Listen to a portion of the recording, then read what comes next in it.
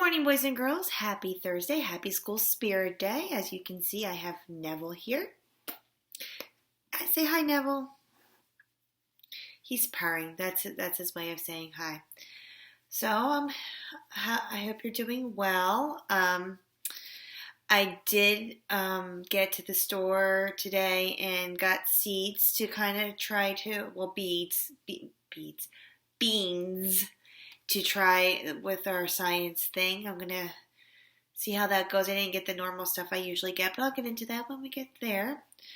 Today we're going to read Chapter 2 from Wayside School Gets a Little Stranger, and it's called A Message from the Principal.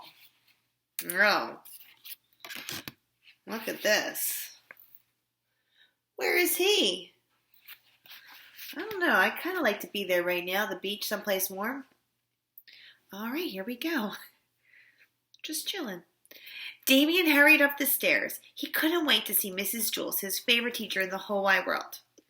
But the 30th floor was a lot higher up than he remembered, even if there was no 19th, and he's gone.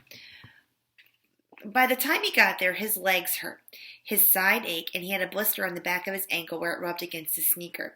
He stumbled into the room and collapsed on the floor. "Hi, Mrs. Jules," he gasped. "Hi, Damien. Welcome back," said Mrs. Jules. Damien looked up at her. Something seemed different about her, but he wasn't sure what it was. "Oh, Damien, will you do me a favor?" she asked. "Sure," said Damien. "I left my pencil in the office," said Mrs. Jules. "Would you mind going down and getting it for me?" "No problem," said Damien. "It's yellow," said Mrs. Jules. "It has a point at one end and a red eraser at the other." Damien got to his feet and headed down the stairs. One by one, the other children staggered into the classroom, huffing and puffing. They were all out of shape. Still, they were very excited to be back in Mrs. Jules' class. Shouts of joy can be heard from every corner of the room.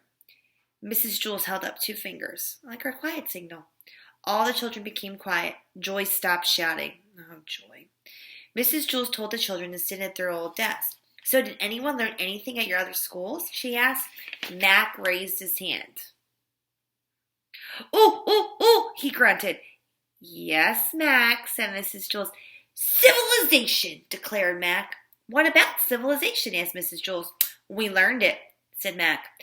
"That's very impressive," said Mrs. Jules. "Would you like to tell the class something about civilization?" Mac thought a moment. "I don't remember," he said, "but we learned it." "That's good, Mac," said Mrs. Jules. "Anyone else learn anything?" Ronnie raised her hand. "Evaporation," she said. "Good," said Mrs. Jules. "What's evaporation?" "I don't know," said Rondi. Dana raised her hand. "I learned about exaggeration," she said. "It was all my teacher ever talked about. We had like 10,000 tests on it, and the teacher would kill you if you didn't spell it right." "That's very good, Dana," said Mrs. Jules. "You learned your lesson well." "I did?" said Dana. Mrs. Jules shrugged. "I guess we'll just continue where we left off." Just then, Mr. Kidswater's voice came over the PA system. "Good morning, boys and girls." Mr. Kidswater was the principal. He paused a moment because he thought every kid in the school was saying back to him, "Good morning, Mr. Kidswater." But nobody said it. Sherry buried her head in her huge coat, closed her eyes, and went to sleep. "Welcome back to Wayside School," he said, Mr. Kidswater. "I know I'm sure glad to be back. It was wonderful to see all your bright and chipper faces this morning. I missed every single one of you. And welcome back to Miss Mush, too. Today's lunch menu will be baked liver and purple sauce. Miss Mush actually cooked this before the school was closed, but she assured me it's still as tasty as ever." "I'm sure it is," said Myron. "A safety reminder. Now it's been a while since you've had to rush up and down our stairs, and I want you to make sure that there are no accidents. So remember this simple rule. When you go up the stairs, stay to your right. When you go down your stairs, stay to your left. That way there should be no problems." They would all crash into each other if they did that. "Okay, let's all have a good day. And remember, I'm your friend, and you're my friends. And if you ever need a friend, you can always come to me." "Isn't that nice?" said Mrs. Jules. "What a bunch of baloney," he said. There I was, lying on a beach in Jamaica when suddenly I got a fax that the dumb school was back open. Well, those kids better not bother me.